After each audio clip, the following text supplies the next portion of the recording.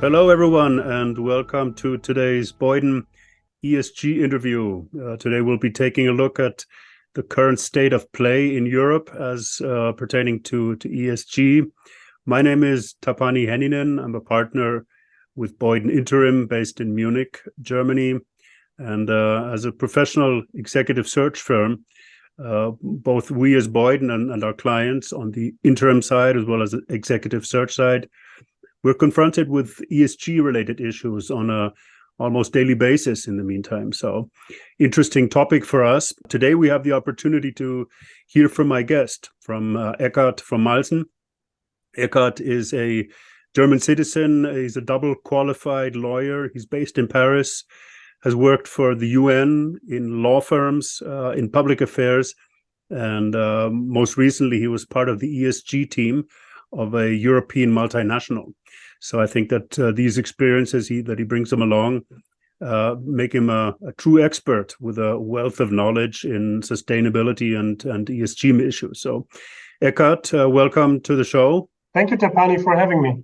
Great you had some time for us. So state of play in Europe as pertaining to ESG. How would you describe the status of ESG in Europe at present? Well, the overarching notion is the European Green Deal, with the goal to achieve sustainability of the EU economy and eventually reach climate neutrality by 2050. And that means a large number of legislative amendments through directives and regulations, and they affect companies. For example, on the E side, we have the emission trading system and the carbon border adjustment mechanism as most recent example, which will enter into force at the end of this month. Other topics are, for example, the friendshoring of raw materials, where the EU has been very active, and the Sustainable Reporting Directive, the CSRD. It's a major reporting exercise as of next year, based on the concept of double materiality, as opposed to the concept of single materiality, financially only, of the US standards. Yeah. So the European Union says reporting alone is not sufficient.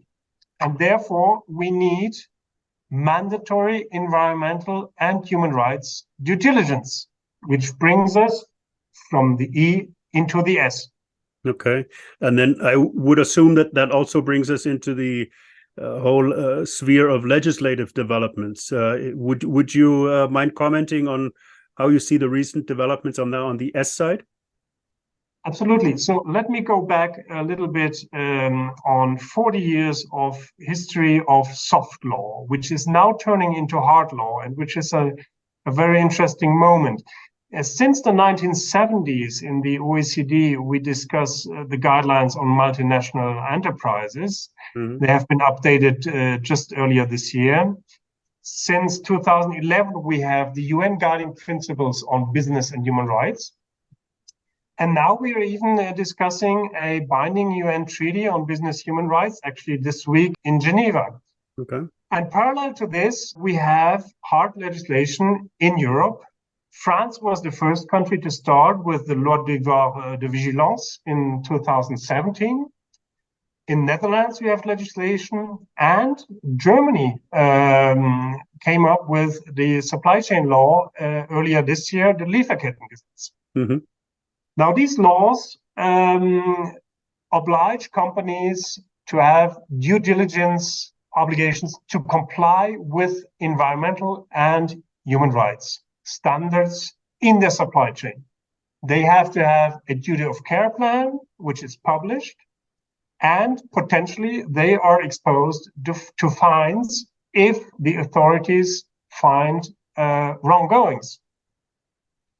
You also have a number of court cases that do increase and will increase in the coming years. In France, for example, energy companies and banks are mostly targeted for their environmental performance and financing. Mm-hmm.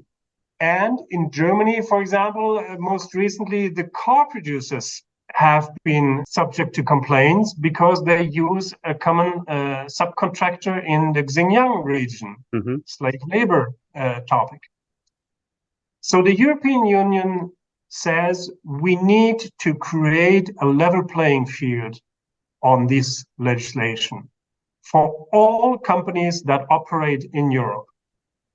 And the current numbers are 250 employees or 40 million turnover. So this concerns quite a number of companies, also non-European, as of 25, 26, when the directive will be transposed into national law. So the national legislation are very likely to be reinforced, and the directive is currently in trilogue, so the discussion between Parliament, Commission, and Council. And we hope to see a final text by the end of the year, or at the latest before the European elections next year. And that directive is completed by two other instruments, regulations this time, the forced labor regulation and the deforestation regulation. So E and S are regulated together. Okay, well, that's interesting. We speak to companies on a daily basis who have to prepare themselves or have to move forward in ESG matters, where they either take an interim manager on board if it's a very prioritized, or if it's a long-term issue, then also permanent. But from your standpoint, what do you think that companies should do in the current situation? Well, I think it's a question of the mindset, and has to start from the top to the bottom. Mm-hmm. The board and the CEO, they should see this not only as a financial or bureaucratic burden or a threat for their business from NGOs, but as an opportunity to achieve sustainability and eventually through that have a competitive advantage. So my advice to companies is, if they're not doing it already, assess your supply chain. Go talk to your elements in the supply chain. Go down the supply chain, identify those salient human rights and environmental risks, prioritize, and define a policy, and eventually also commit financially.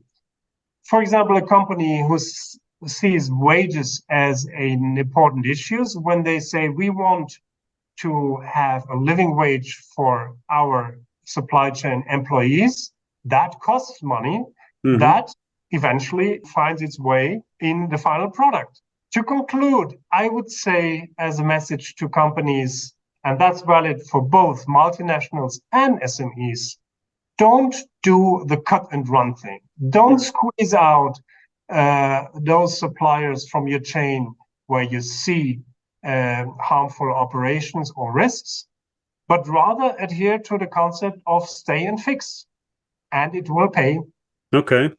Interesting. Thanks very much. I think stay and fix sounds good. And I also sort of paid attention to your comment where you mentioned it's not only bureaucracy, but it's actually opportunities that also arise from this. So I think that Europe seems to be on a good path, and I'm hopeful that the rest of the world follows along these steps. And let's hope that more of the soft laws that you were speaking about actually become hard laws. So let's keep moving, Eckart.